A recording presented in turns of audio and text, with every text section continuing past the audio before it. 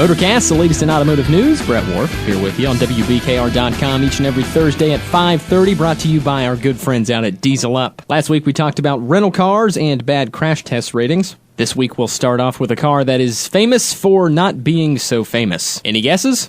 Mazda Miata. Sort of a Mazda Miata history here as we begin. Two-door roadster platform, engine up front, powering the rear wheels. Started off in 1989 with a 1.8-liter inline 4. Held the same body style all the way up until 1999, but by 98 they started to think of a different-looking car. So they dropped the flip-up headlights, shined up the interior a little bit, and made the wheel under the hood bigger. That way they could fit another mouse on it. They held the 98 body style all the way up until 2004, and by 2005 they actually had a decent-looking car. Decent-looking facelift, they finally dropped the 1.8 inline, and they climbed over the top of the treacherous 2-liter 4-cylinder mountain. But what's next? Most of us car people know that a concept model for a car is what we will never see ever on the road. Lamborghini will have a concept model of the fastest car ever made, and then they'll make a bicycle. The spy shots for the new MX-5 Miata were finally released. The big black rubber camouflage on the front of it sort of distorts the way we think it'll look, but the back of it is still kind of holding onto that 2005 body style. The computer concept images, though, are incredible. This is the tough thing about radio. We really can't show you anything, but hopefully we found some pictures of this thing that were approved. Yes, computer-rendered shots. These are what they want the car to look like, but it really never does. Okay, a painted picture. Take a BMW Z4 and a brand new Jaguar F-Type. It's the love child of a Z4 and an F-Type, which leads us to this point.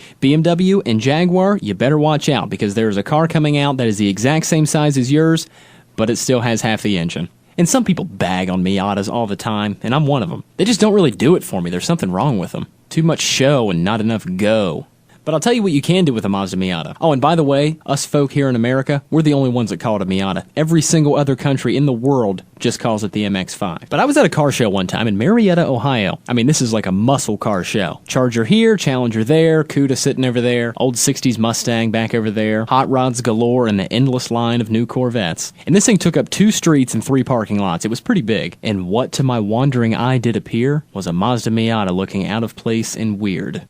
It was just a little first-generation Mazda Miata sitting at a muscle car show. And I turned to my friend and I'm like, is this guy serious right now? Oh, he was. And apparently there's this little group of people that actually did this to a bunch of Miatas, and they brought him to this particular car show. We go out in front of this thing, and the hood is just popped up a little bit. It's popped up just enough so you can see how much money this guy actually has. He was either showing off how much money he had or how big of a redneck he was. First generation, early 90s Mazda Miata, 302 Mustang engine sitting in the front of that thing.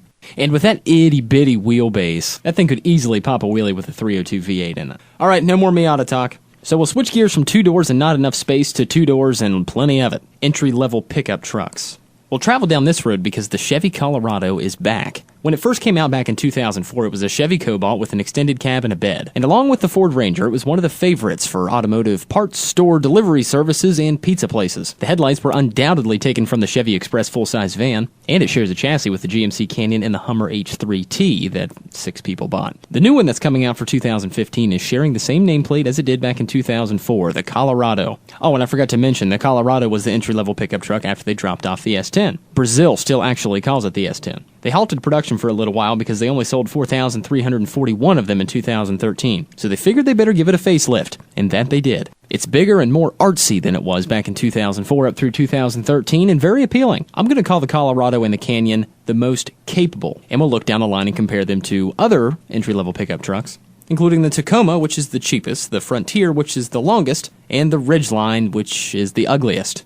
Ah, yes, but what about Ford? Back in 2011, they stopped production of the Ford Ranger in America. They still are selling it globally, but the American Ford company deemed it to be unnecessary, especially after EcoBoost technology came out and they put a V6 in the F-150. Plus, the new Ranger that they're selling now overseas is just as big as the F-150. And I said the Colorado and the Canyon would probably be the most capable, but the F-150 probably a good competition for off-road handling and on-road comfort. And we'll leave that sit. A big special thanks to our buddies out at Diesel Up. You can find them online, diesel-up.com. Check them out on Facebook as well, facebook.com/dieselup. Performance modules are their specialty, and you can find everything that you need at diesel-up.com for your light, medium, heavy-duty, and agricultural needs. And yes, I just tried to do dieselup.com. That does not exist. Server not found. Don't forget the hyphen. You can also head out and see them, 3247 Commerce Drive in Newburgh. Take your trucks out there and see how much power they have on their chassis dyno. That's going to do it for MotorCast this week. Fingers crossed that the Miata finally does something right, and we're very excited for the new Colorado and the Canyon to hit the shelves sometime soon. We'll see you next week.